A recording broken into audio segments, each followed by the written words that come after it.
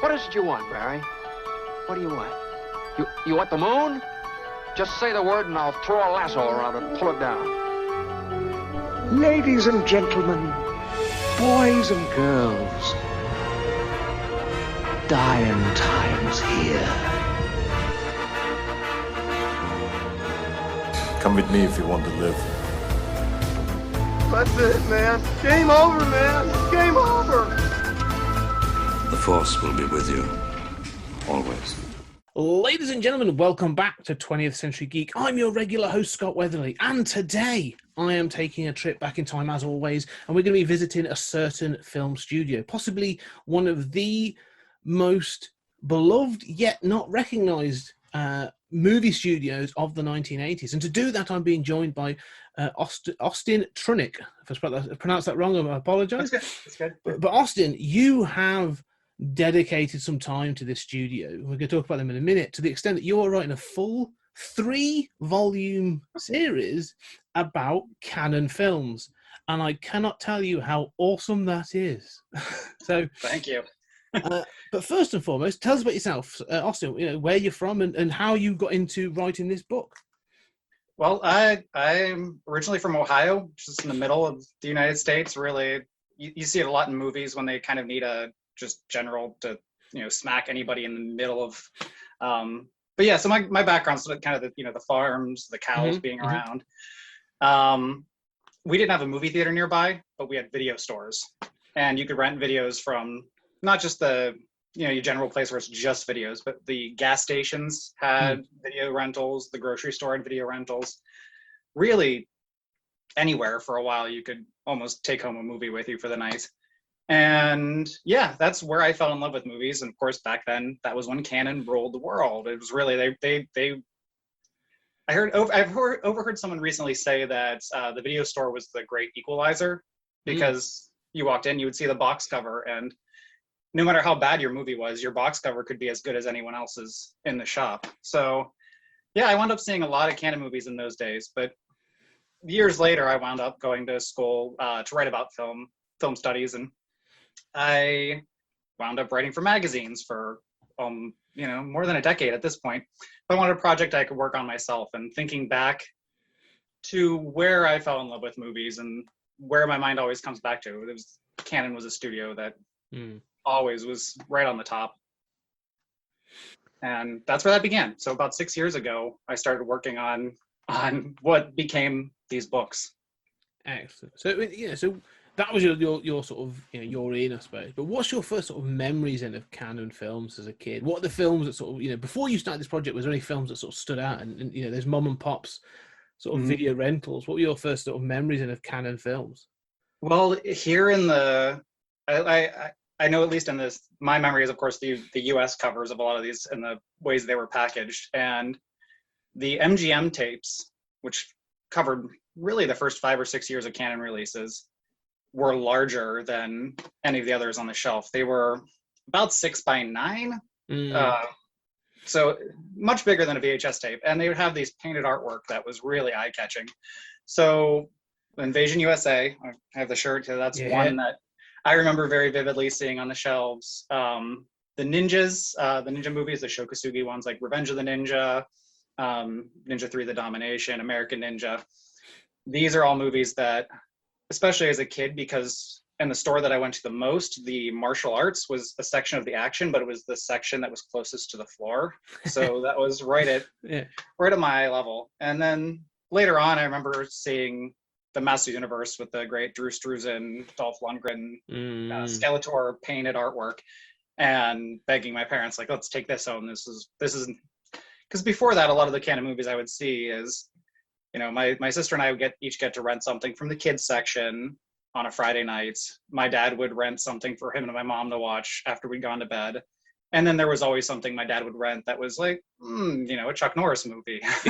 And that would be something that, because it was the 80s, I would get to watch with him when I was a kid. And so that was fun. But those are the movies that stick out to me. It's the canon action movies in particular. Well, those do seem to be the ones that sort of have the strongest legacy, I think. And I love the fact you mentioned there sort of the covers. and the painted artwork. And I honestly think it's a lost art. Mm. You know, like you mentioned Drew Struzan there, but like just some of the covers you used to get on VHS tapes, like, and not just kind of across the board, like, you know, some of the stuff they were like, oh, you can't watch this film, but you can look at this sort of horror-stricken or, like, you know, action-laden cover, and I was like, I want that. Why can't I watch that? That's amazing. So yeah, the cover art on things used to be. Like you say, you've got the you know, Invasion USA sort of T-shirt on, you know, the big Chuck Norris sort of stood there, and you know, I remember all those. And I think that's when I think of canon again. It's those sort of like the ludicrous sort of titles, and then the covers. I mean, I always remember Missing in Action is a cover. For like, you know, I've only seen the film a couple of times, but I can never forget that cover. Like, you know, that Right. cover. So it's amazing how they stand out to us as a kid. But yeah, really, then, as you dug into this, then you started this 6 years ago. I mean, was the intention to do one book? What made it become 3 books? You know, 3 volumes. It snowballed quickly. My original intention was to write one book. It was going to be 50 canon movies, and it would be one that would just cover. I would sort of pick and choose my favorites, but then I think a lot of people, when they get into the canon catalog, they realize it's much, much, much larger than they ever expected, and that's what I experienced. Right on. I knew that Chuck Norris, I knew the Michael Dudikoff, the Charles Bronson movies, but there's so many that are, you know, musicals, erotic dramas, period pieces, war films that don't star Chuck Norris, and you can just keep digging and finding more and more. And some of those were just as interesting as the ones that I was excited to learn a lot about, and some of them have even crazier, wilder histories. And so, yeah, it grew from there. It went from this one that was just going to be 50 movies, and then I found out I'd written about more than that. And then at some point, it's just like, I got to cover really as many as I can. So I mapped out the 3 books that should be about certain lengths each and cover certain periods of time. The first one covers 80 to 84. The second one covers 85 to 87, which is a very short period of years, but is when they made the most movies. It was their most prolific time. And the last one will cover 88 through their end in the early 90s, which is, they're really the direct-to-video period where they're putting out a lot of stuff, but it's very low budget and not nearly as fun to get through. At least that's my opinion. Those periods you talk about are interesting. I mean, you know, for me, I remember there's films from each of those eras, but you mentioned like Master of the Universe. That was like 89, I think, 88, 89. 87. 87. Okay, so you got that. So, and I know that was like a big. They were all in on that. That was a big piece for them. But I also remember coming later. I believe it's canon. Is the Punisher? You know, Dolph Lundgren sort of. Oh, that wasn't theirs though. Oh, was it not? No. No, but they did. They had the rights to Spider-Man and Captain America, and they also produced Superman 4. But the Spider-Man and Captain America, they didn't end up having the money to do anything with, unfortunately. No, I remember that sort of. I did. There was a Marvel thing I did a long time ago. And they were talking about who owned the rights to everything, and you know, following the 70s debacles. But yeah, it's a real tumultuous time. But I love the fact as well that Canon were an underdog. You know, especially during the 80s. But it seems to me, and it sort of gets called out very early on in sort of, you know, parts of your book, is that they were almost ahead of the curve in some ways, and you know they were blazing a trail. And what you know, is that the case? Do you feel that's the case? And you know, how were they doing that? In some cases, they're definitely ahead of things. This is just one example that it is my own theory, but you look at something like their Death Wish sequels, where it's poor Charles Bronson as Paul Kersey, who has to go on this vengeance quest because somebody in his family or friends or like close circle is killed, and they're just, each one is finding whatever excuse they can just to sort of repeat the events of the ones before it, even to the point where it's the same. His poor daughter gets attacked in the first and second one, and because that happened, and because that you can have this sort of carbon copy sequel, I think and you look at a series like Taken, which now can sort of do that same thing. And I think if there hadn't been the Death Wish sequels, what Canon had done with them before that, I think somebody would have been like, this is too ridiculous. We can't keep putting this poor old man in this situation. But there was a precedent for it because of those. But Canon did some things very, very well during their time. They did a lot of things very poorly, which can be seen in the films themselves and their relatively short history that they had before they collapsed. But one of the things that they did incredibly well was selling international rights to their films, exploiting video markets. They were one of the first companies to really embrace, to milk all the money they could from every, they wouldn't send a movie into production if they hadn't sold the tape rights everywhere they could. If it didn't have cable rights, if it wasn't already lined up for the movie channel or HBO or somewhere before it was even shot. And that was their strategy. They would go to places where they could sell things like film festivals and markets with a big book, a big catalog full of posters and little pieces of art, which most of them were complete crap. There was nothing behind them, other than like a sketch piece of artwork, maybe not a piece of talent attached and a fun tagline. And once they had sold it, enough people signed up that they would buy that piece of product, they would take that money home and they would shoot the film. And so if they had a Chuck Norris movie, say they sold $10 million worth of rights by selling it to Germany, Japan, Italy, the United States, all the cable markets in the United States, several VHS distributors around the world. They had $10 million and they shot the movie for $5 million and it made $1 million at the box office. Everyone looks at that, what a huge flop that is. But it wasn't. That's a $6 million profit for them, and they can turn around and make 2 more movies like that. And that's an interesting thing as well, because now, when you look at films of all sizes, we obviously have massive blockbusters.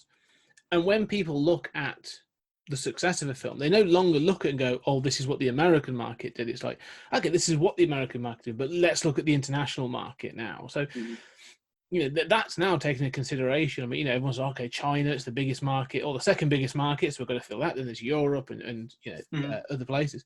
And that really wasn't the case in the 80s. And I think to recognize that, they were. It was Golan. Was it Golan or Globus? So, the two of them was. Yeah, Globus was the salesman. He was the business guy that I really has to have a lot of credit for that. And they weren't the only studio that did that, but they were the studio who I think made it most of their entire business model and really thrived on that. Yeah, the Globus there were 2 cousins, Menachem Golan and Yorm Globus.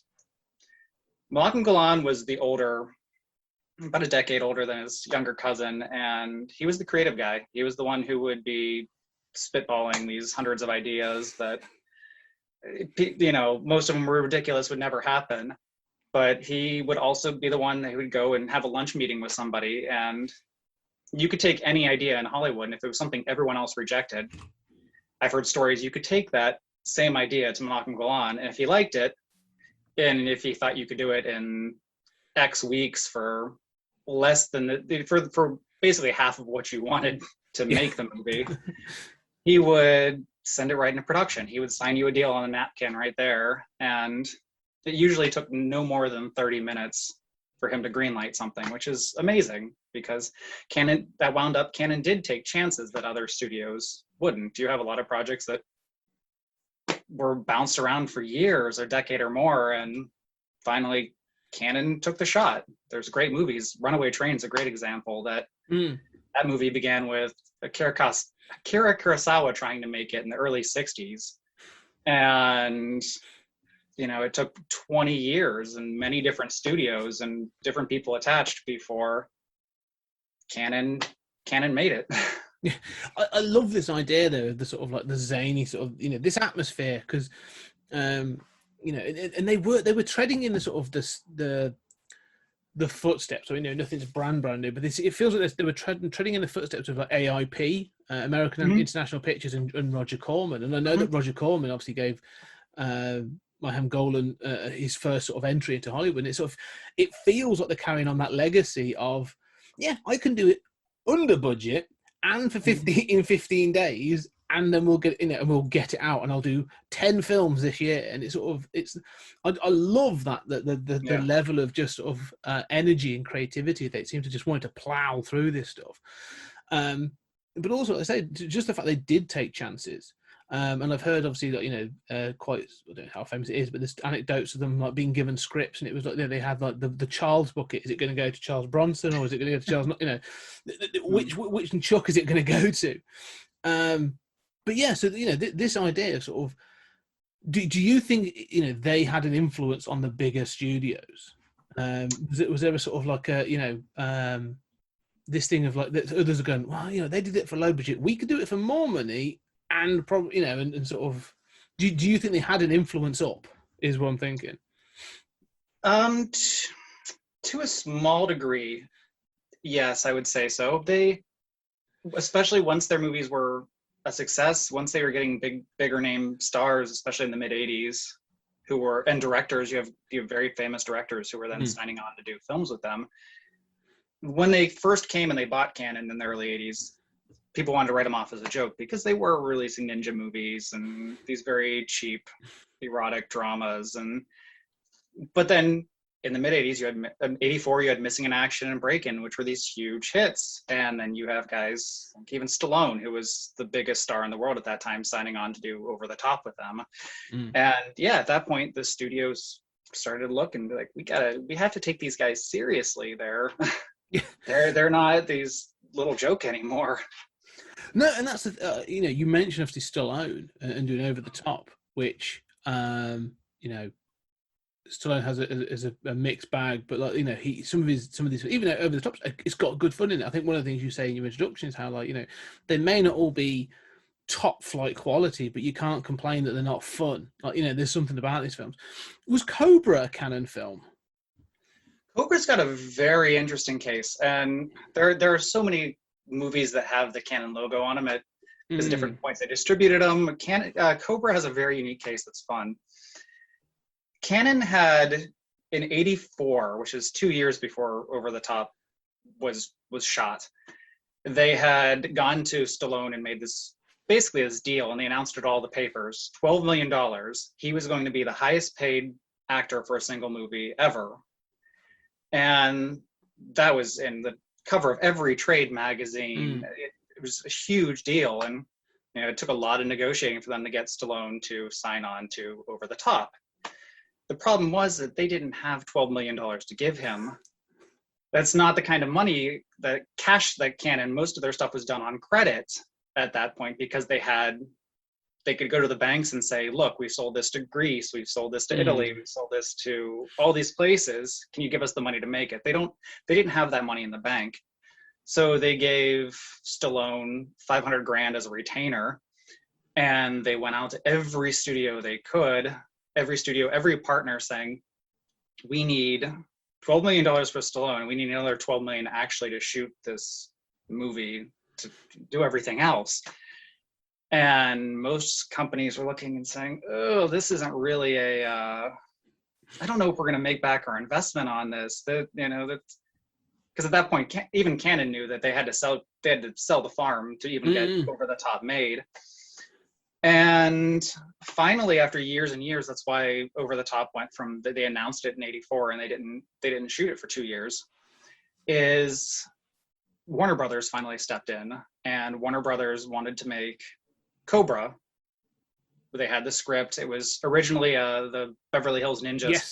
Beverly Hills Cop script that Stallone had rewrote to remove all the humor when he dropped out that project.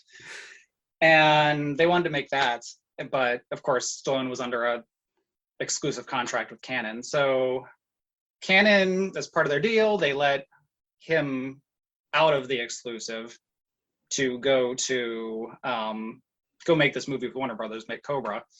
But part of what they negotiated, so that they could save a little face and it wouldn't look silly that their exclusive was not exclusive at all, they got the executive producer credits, which that's why you have a Golden Globus and Canon on there.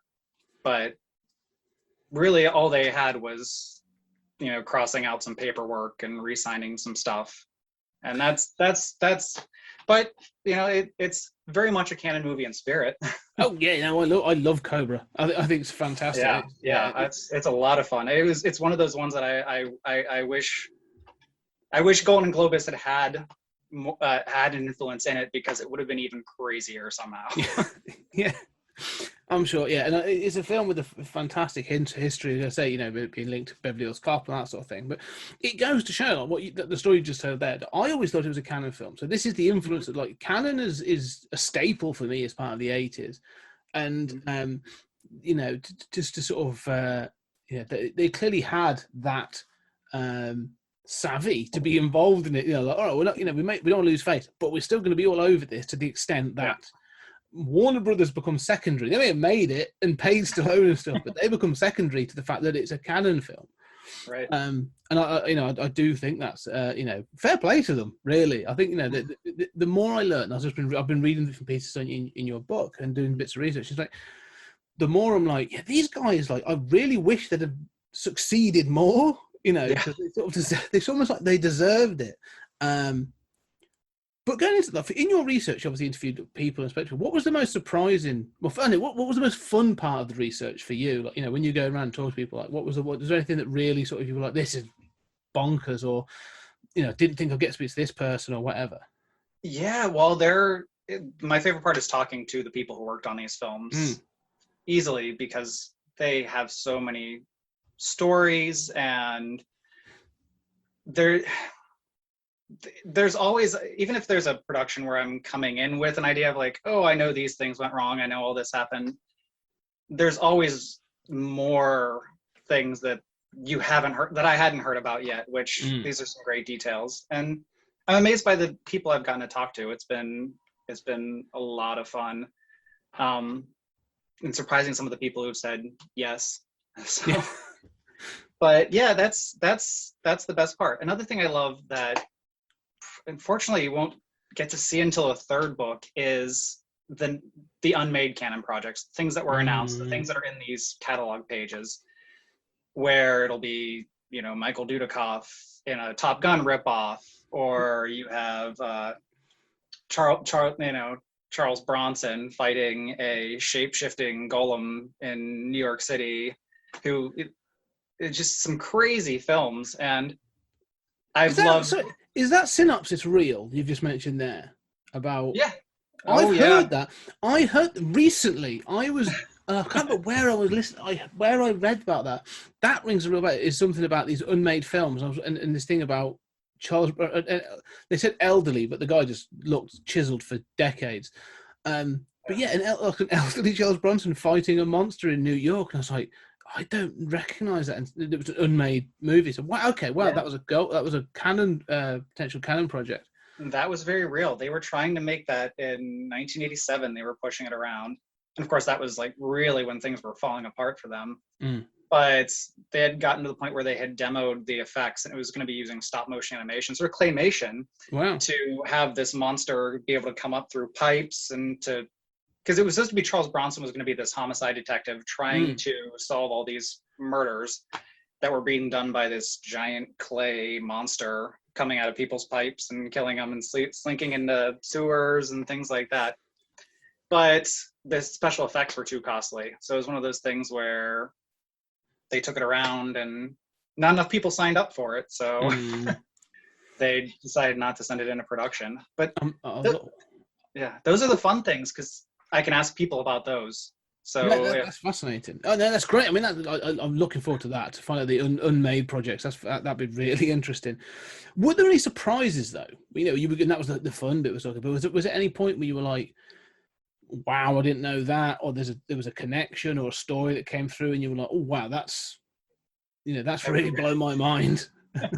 almost every time I've spoken to somebody or spent a good day reading and research, there are a lot of cases like that. There are cases of just casting where, of course, Canon would take an idea and they would go to the markets one year and it would star Robert Ginty, and not enough people would sign up for it. Then the next year, they would take the exact same project with his name removed and Christopher Walken put on there, and it wouldn't sell because they had to reload. Like, that's when they had a higher budget. Walken costs a little more money. And then 2 years later, they'd make it, and it'd be with Michael Dudikoff, and it would be a much lower budget because he was on contract. And but yeah, some of that stuff is there's some. I don't want to say too much, but there's a really crazy Stallone story coming in the second volume.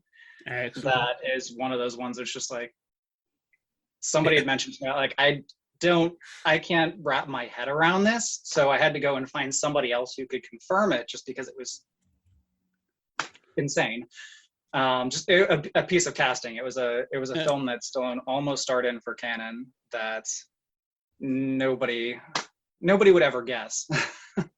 Don't spoil it. That's a teaser. There you go, Okay. ladies and gentlemen. It's a teaser because Volume 2 is coming, and I'm going to highly recommend we you go buy these books, because they did going through, like, you mentioned about Michael Dudikoff being under contract. One of the things, they seem to act in that old studio manner as well. Like, they had like a regular cast. Like, there were people that clearly went to, like, there was kind of, Chuck Norris and Charles Bronson being the two that I can I think of. They really did have like just a rotating cast of like, right, we've got this film idea, whose name is going to go at the top of it, Right. Sell it. And so I'm assuming sort of like, for my part, I could be wrong, but like, Cannon basically gave Chuck Norris and Charles Bronson a career in the 80s. Is that a fair assessment? And with the other sort of. That's very fair. That's very fair. Had he not found a happy home at Canon, Charles Bronson probably would have continued with these sort of international productions that he was doing before that. But Canon allowed him to make the movies at his pace that he wanted, usually with the directors that he handpicked. You have Michael Winner and J. Lee Thompson, guys who are these old school types that he had known for decades. And they also paid him what he had asked for. He would name his price, and that would be what he would get on that picture, pretty much. And it was a win-win situation for both of them, because Charles Bronson at that point, he was older, his wife was sick, he had children. He had a horse farm in Vermont and the Hollywood house, and he mostly just wanted to be with his family. So if he could support that lifestyle by making, these sort of carbon copy, cheap Canon pictures each year, where he was most of the budget, or a significant portion of the budget, that he would keep. So I think his relationship with Canon, I think, was very, very good for both sides. And Chuck, beneficial kind of arrangement. Yes, really. and Chuck Norris was the same way. Chuck Norris was a rising sort of name, but when he got to Canon, he was still in his 40s. He owned karate studios and things like that, and he hadn't really had a movie that had made him a box office star. He had been in a lot of stuff, but it was usually these small productions that Chuck Norris's name was enough to help them get it made. But with Missing in Action, he became a star in his 40s, which is fantastic. And they made a lot of movies with him. And it was another case where a lot of the ideas would come from Chuck's side. He had a good friend, James Bruner, who was a screenwriter on a lot of these films, and his brother Aaron got to direct a lot of his later Canon movies. I heard that, They cast his son in 2 films, so you get a lot of family stuff. Wow, the nepotism in Canon was strong. Well, that's how you get along in Hollywood. I mean, it's really like, there's all these jokes about, sort of like, about Chuck Norris, like, when he does press ups, he's not pushing himself up, he's pushing the world away. That reputation of just being as tough as nails and all that comes from his Canon era more than anything else before. I mean, he'd obviously done, like you say, martial arts films and stuff, and Bruce Lee's the one that brought him in, so he has a great legacy and reputation. But it's really that like Missing in Action, Invasion USA, and Delta Force, all those that really cemented him as the action superstar. Really, that then means he becomes a sort of not a joke, almost like an in joke, or almost like an Easter egg in Expendables 2. So it's Right. I love that. It's fantastic to know more so that they were mutually beneficial. This idea of like, they got out of it what they wanted, and Chuck Norris got a legacy out of it that is fantastic.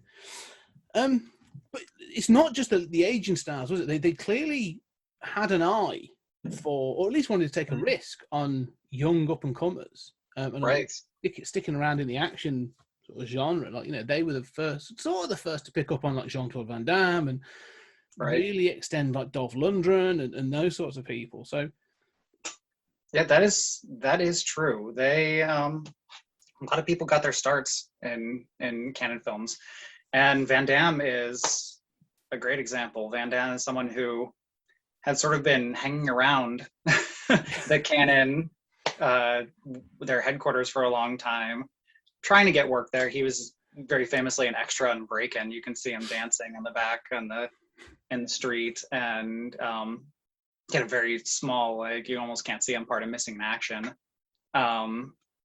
But he just stuck around a lot, and finally, after a while, Menachem Golan just gave up.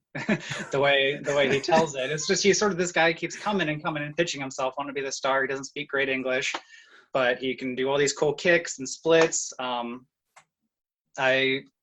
have a very short interview. I hope to talk to Van Damme more, but I talked to him years ago at a junket for his Jean-Claude Van Johnson. Yes, yeah. And I was like, can you? So I got his story directly about his meeting with Golan, because that's another one that there's many different versions of it that people tell, like that he was a waiter holding the bowls of soup and kicked over his head, and that wasn't the case. That was Golan's version. That was much funnier. But his basically it wound up with Golan finally being like, come on, you can come have a meeting here, and going into his office and taking off his shirt, doing splits, doing kicks and everything, and then Golan finally going, okay, fine. Throw in the Bloodsport script, which was a script that Golan had for a while and just did not like. And it was kind of like, it gets this Van Damme guy off my back, and it gets the producers and they were trying to get this Bloodsport script made off my back. He was kind of killing two birds with one stone, and it wound up being a huge hit for them. But yeah, there was, after it sat on the shelf for a couple years, actually, because they shot it and it needed to be re-edited before they could release it. Dolph Lundgren's you mentioned another great example. He had done the Bond film and the Rocky film, both of those, but he had done, he speaks very few lines in both those films, and they're usually short things like "I will break you" and nothing that requires lots and lots of dialogue. And Cannon put him in Masters of the Universe, and that was his first big leading role. And I think part of the reason why he doesn't talk about it as much is I think he's a little self-conscious, because he became much better with his English and much better actor as his career went on really fast. But in that film, he went from taking acting classes at night and having speaking 4-word sentences in Rocky, to having to talk about the history of Eternia. And Another film I love, though. That film is amazing. I know it gets panned and stuff, but it's another one that I'm just sort of... and that's another one that, like, I'm sure you'll get to, and I don't want to spoil anything for your future book, but, like, another film that's got some, like, crazy sort of stories behind it. Like, they got Frank Langella to play Skeletor. Like, his daughter, his niece, or someone like that sort of someone talked him into it. And, it's such a good film. But... I just find that this whole thing of them just taking chances and just doing this thing, it's sort of, it rolls around like every couple of days. Like, you get these studios, like in the 60s, you had AIP, that you had Roger Corman, and they did sort of like things with Vincent Price and all these other things. And then you get Cannon in the 80s, and then you get these smaller studios. I'm always like a a sucker for them. Where I'm like, no, come on, I want to see your films because you seem to do more balls to the wall and like mental stuff. Yeah, but that's two careers that they started. Like, you know, when we're big in the 90s. I mean, you know, Universal Soldier. You got the pair of them sort of facing off in a great action film. So, part of the reason too, jumping on top of what you said as far as balls to the wall. Something I think Canon was really good at is all of the money they spent. It wasn't as much as these bigger studios, but that money, outside of Charles Bronson and a few big stars, Stallone, that was going to what you saw on screen. They, you know, if they had a lot of money, they were going to spend it on explosions because that's going to make it look better. They're not, they don't have all the other bills and things that so many other studios would have to spend lots and lots of cash on.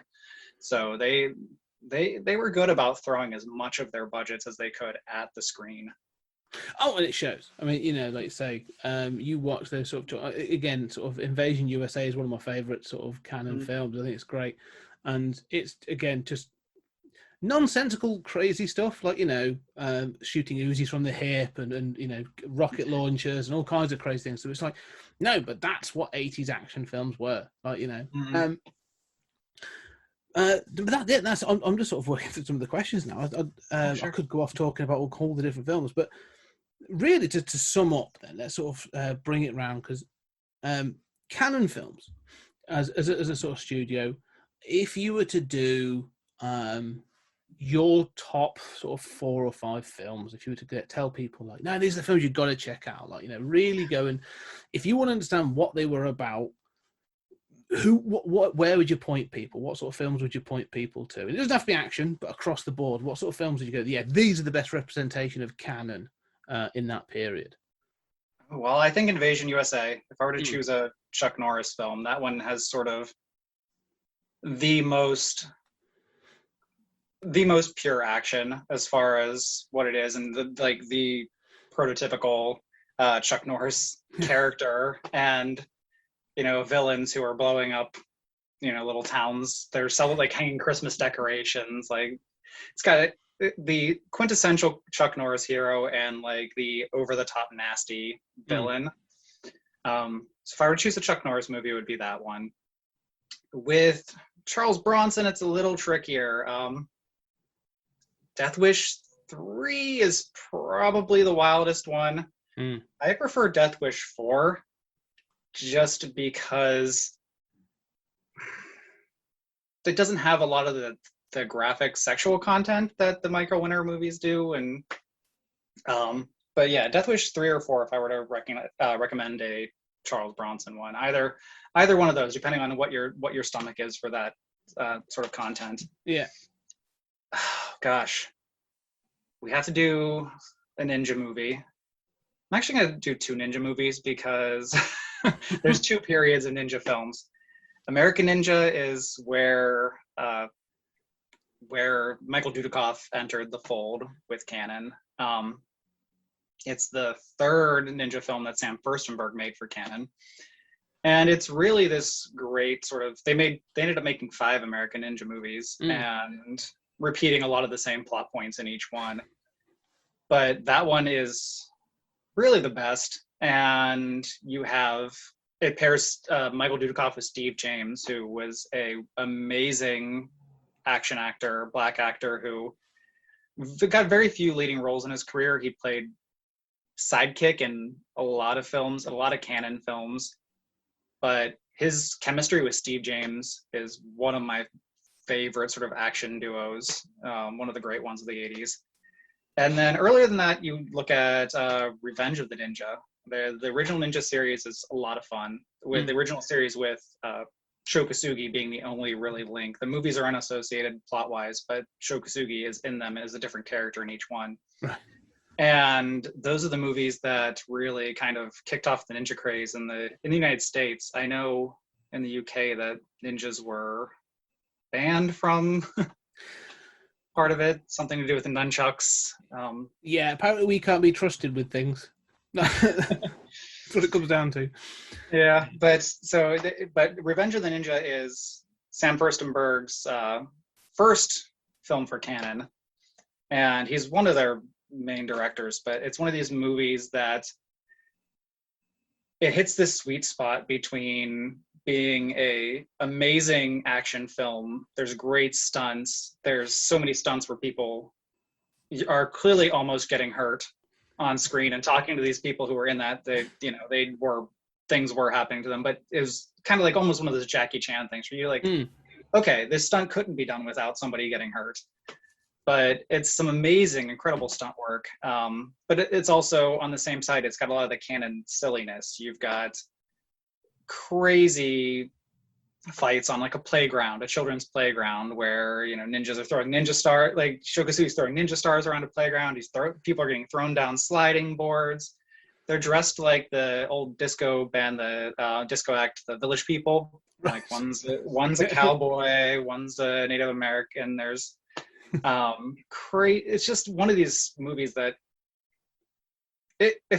people ask what's your favorite Canon movie, and that's one that if somebody would force me to choose one, I would always, because it's also a nostalgic favorite. Just real quick, Breakin' 2, Electric Boogaloo, even more wild. The Apple is a great one. Over the Top. You said 4. I think I'm probably on like 10. I think this is the thing though. Like you say, it's you scratch at the surface. There's probably an entry point, and it may be like we haven't even talked about Superman 4. How and I might sort of just touch on that in a minute, but like it seems like that you have an entry point with Canon, and you go, oh, this is crazy. Where'd this come from? And then you sort of like you'll link it to another, and then another, and then another, and all of a sudden you're down this rabbit hole of these films, and they gradually get crazier and crazier. And again, I think that's just one of the appealing things about this studio: the fact that there is so much that you can just explore, and each time you go, really? They did that? Fantastic. I mean, let's just touch on Superman 4. I mean, it's one of those. I love all the Superman films, and Superman 4 just as much. It clearly doesn't have the budget, and Reeves clearly isn't in the same shape he has been previously. Quite possibly doesn't want to be there. Yet it still has a charm and a sort of something about it I kind of like. But yeah, that's another one that's so, I mean, how did they get hold of that? Well, there was a period after Superman 3 where Reeves said he didn't want to do it. He said he would never play Superman again.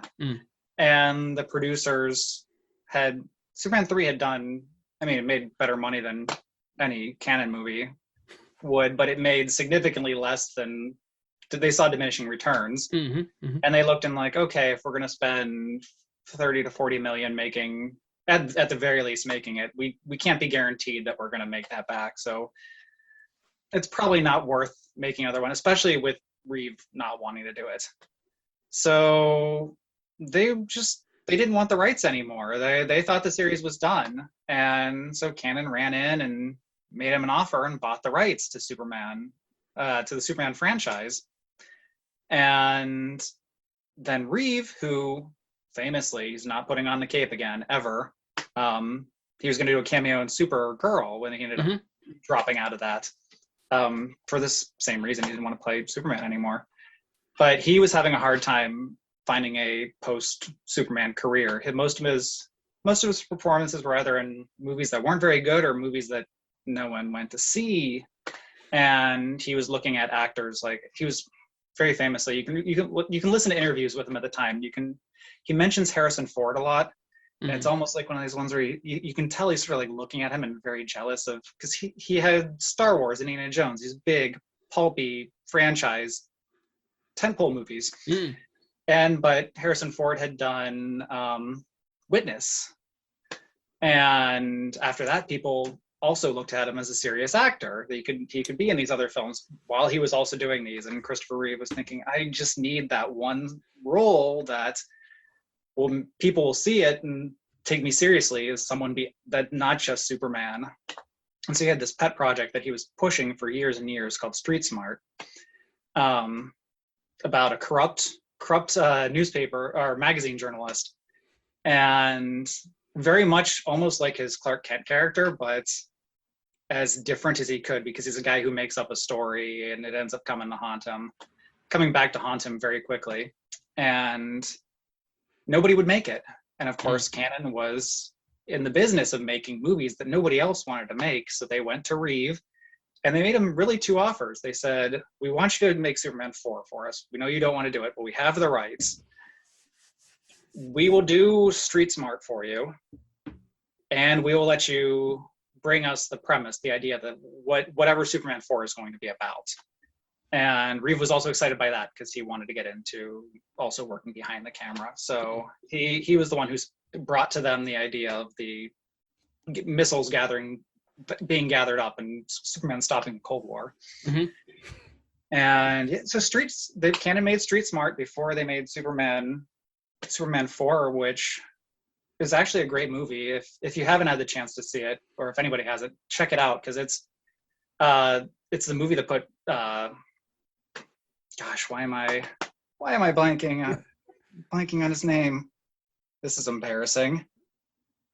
Morgan Freeman. How is that someone I would just forget the name of? I'm like cooking in my head. Morgan Freeman plays a pimp in that. He got his first Academy Award nomination. He's 50 years old, but that was before that he'd done children's television in the US, and like it wasn't gave him his, like another person, his like kind of this second career. And he's fantastic, and he got an Academy Award nomination for a Cannon film.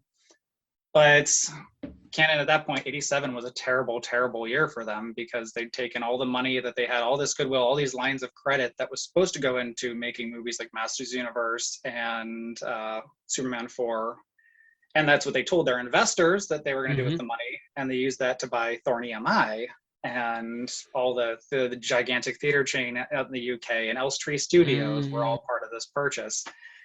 And so a few months later, they're making their movies, and they've blown hundreds of millions of dollars on credits on stuff they weren't supposed to spend it on. And so they didn't even have money to really send prints of Street Smart out there. So Reeve is getting ready to make Superman 4, and he's like, you can't even put my other movie into theaters. How are you going to pay for a Superman movie? And that's when the budget gets cut in half, and they start yanking pages of the script out.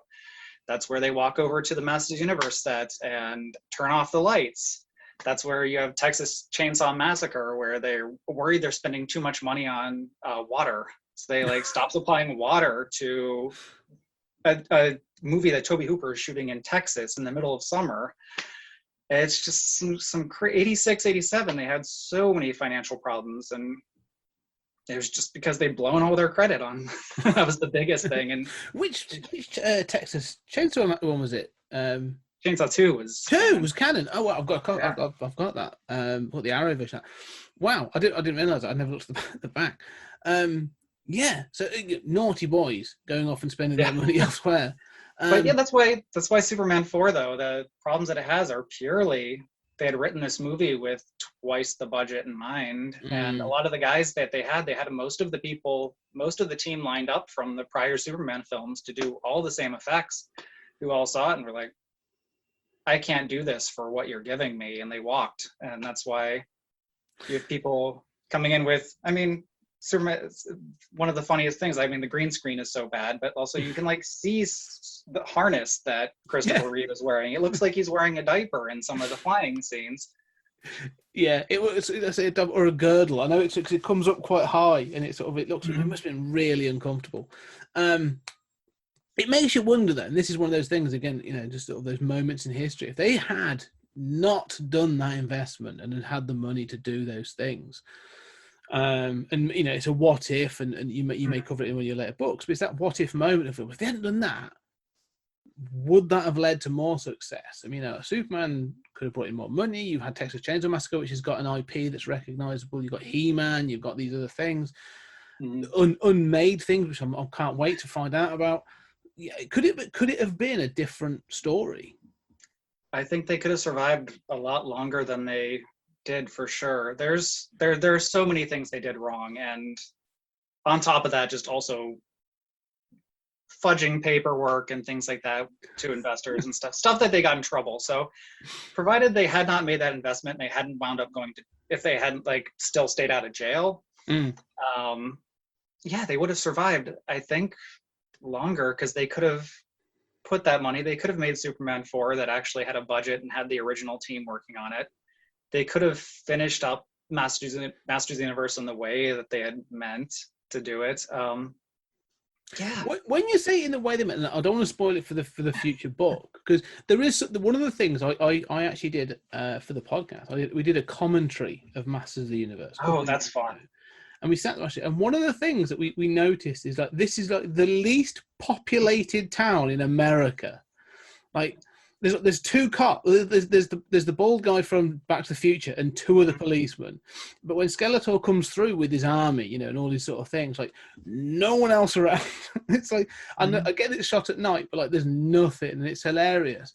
But you sort of get that feeling like you go, okay, well, extras is probably one of the first things that they could probably dump off the budget. Like we haven't got to pay these people. No one's going to notice, you know. But I wonder what if they've had that money, if they'd have had the sort of, you know, the resources to carry on, would it have been a different story? There would have been more to the final battle for sure. One of the things that happened, Masters went over. It went way over its schedule, and its canon was really, I mean, they wanted the movie to be finished, but they don't have the money to keep paying people. So they got to the end and they shot basically the final battle between Skeletor and He-Man. The last day they shot up to the point where they swing their swords, and then Cannon shuts off the lights. They shut off the power and tell everyone to come home. And they're like, we got it, guys. This is it. So the movie would have ended with no battle between Skeletor and He-Man. They would have collided, their swords would have collided. There would have been sparks, and then the credits would have rolled. It would have been the most anticlimactic ending. Wow. And so because of that, Gary Goddard went to Cannon, begged to give him just one more day, and they did. So he got to go back with the skeleton crew, and it's Frank Langella, Dolph Lundgren, Anthony DeLongis, who played Blade in the movie, but was also the guy who did all the sword training and stuff. Yeah. And they shot the final battle, which, if you're wondering why that it's so dimly lit all of a sudden, because in the movie they their swords collide and all the lights go out, and it's just them fighting with it almost looks like a music video or something. There's just some fog and some lighting in the back, and that's because they didn't have a crew and they didn't have people to actually light the entire Eternia stage. Wow. So they got away with the tiny crew. So they ended up getting that, and I think it works. Yeah, no, I think it was fine. But it was much more choreographed, much more stuff would have been going on had they had more days to wrap it up. Yet, and I love this, knowing all that, right, they had to do all that, and yet they still throw in a post-credit scene of Skeletor coming back out of the water at the end. That's some balls, that is. It is. Yeah, that's Golden Globus in a nutshell, that is. Yeah, we've run out of money. We didn't want to do this, but we're still going to tease a sequel. Fair play. And they had their He-Man 2 ads in their catalogs for right after that movie came out and flopped, and the cartoon, the toy line was ended, and the cartoon wasn't on the air anymore. Canon was still trying to make a He-Man 2, and they worked on it. Famously, a lot of those sets and costumes went into Cyborg. But yeah, they finally weren't able to make a He-Man 2 because their check to Mattel for the rights bounced. So amazing. They lost those rights. That's amazing. Well, I think we'll bring it to a bit of a close there, because that's been amazing. And I don't want, the thing is, my temptation is to keep asking, what about this film? What about this film? But I don't want to spoil things for the future, because Canon are an absolute. It's a catalogue of delights, and some of the stories that you're pulling out are fantastic. I mean, thank you. The first book is wonderful. I haven't managed to read all of it yet. I've been going through it, but the information in it is. I mean, this is almost like a definitive guide of these things. Like this is a 3 volumes is going to be incredible, and so it's a great piece of work. You're doing God's work, as they say. But yeah, I'm loving this. So just let's not spoil the future. When are the next 2 books coming out? Well, I'm really doing everything I can to get the second book out by the end of this year. So like we talked earlier, I was writing it sort of as my 50 favorite canon movies back when I started the project. So a lot of the chapters, or actually this is the period of canon where, like you said, has a lot of the big ones. So a lot of these I'd written first before I wrote a lot of the stuff that came in the first book. So I had a good head start when I went to work on the second volume. So right now, yeah, it's being edited. I'm trying to chase down every last interview I possibly can. Some people who seemed tepid, like chasing them down, like, hey, please, beg them if I need to. That sort of stuff, because I'd love to include people I can. There's also a section, there's going to be a section in the second book of people who I heard back from after I'd already turned the first one into the publisher. So there's some big names that were notably absent from the first book, which will there's going to be a little section at the end where it's like, here. Like, finally I did get to talk to these people. And, these are the things that people have asked me about these movies that I could in turn ask them. And then the third one is going to be a little longer because it is, I didn't have as much of that written before. So I don't want to put a date on that because it's probably going to at least take me 2 years to. No, but fair play. I mean, but it's coming, ladies and gentlemen. Yes. And the first volume, the Canon Film Guide, 1980 to 1984, is out. It's out there, in all good booksellers, primarily, Amazon. We all know that. You can get it in. There's a hardback version. I know that's kicking about, but there's a paperback version and there's in Kindle. So there's no excuse really for not getting this book. And there are people that I know listen to this podcast, and people are very sort of I get on very well with a guy called Max, who's got it and was very excited about it, and sort of he and I have spoken about it. So it's a great piece of work. It's more than anything, right? One of the things I would say is it's inspiring in many ways, because one of the things is action movies. There's loads of stuff about horror movies. I love horror movies. I'm a big horror movie guy, and I've got lots of books about them. And you get the whole gamut of, the sort of the full scholarly academic look, that sort of thing of like, how these reflect our society and that kind of thing. I love all that stuff, all the way through to this is a pulp history of the book, that sort of thing. So, and I love all those. Action and these other things doesn't really get that attention. And I think that Canon hold a big part of that, especially that introduction of the creation of the action film, the birth of the action film through the 80s. So to have this book as a resource and stuff, it's something that's been playing in my mind for years about the birth of the action film, and this plays into it. And just looking through this, I'm like, this is amazing. This is what I want. So you have filled a hole in that way, which is fantastic. So thank you so much. No, that's what I was trying to say. It's a great book, and I'm highly recommending it. I can't wait for the second one. So, anything else you want to plug, though? Is there anything else? Have you got any other sort of creative outputs? Anything else you want to throw out there? This is the focus of my of my work right now. I still do occasional DVD reviews here and there online, but freelancing. But yeah, no, this is it. This is where I've dove in fully. Fair play. Well done. Living the dream. Oh, thank you. living the Canon dream. But Austin, thank you very much for your time today. Thank you very much for talking Canon film. Thank you for having me. This has been so much fun. That is great. And when the second book does come out, I'll probably be in contact. We'll come and we'll talk again about what you're doing Please. there, and we'll talk some more. But where can people find you online to talk about the film and the book and everything? I'm at Canon Film Guide on Twitter, and then the same on Facebook. So I actually use both those places to really keep sharing extra stuff. I have thousands. I have a closet here next to me that is just full of big boxes. My computer right now is stacked on some very precarious boxes of Canon stuff. And all the photos and things that come in the book are from my collection and scans and photos. And I keep sharing that stuff. And there are so many things I learn about the movies later on that since the first book was published, that details I can keep posting. So yeah, I kind of like to refer to that as like the bonus features of the book. If there's a lot of fun stuff to continue, and I like to just keep sharing with Canon fans, because There are a lot of them out there, a lot more out there than I realized when I was first writing the book, and it's been so exciting. Yeah, it's great. And not only the Canon fans, one of the things I found is relatively recently, is VH. Because obviously VHS is a big collectible. A lot of people know. Canon VHS, they're a big collectible. You know, they go for a bleeding bunch online. Like, you know, lots and lots of moolah. So this is great. And I will, you know, for those listening, check out the notes below in the podcast.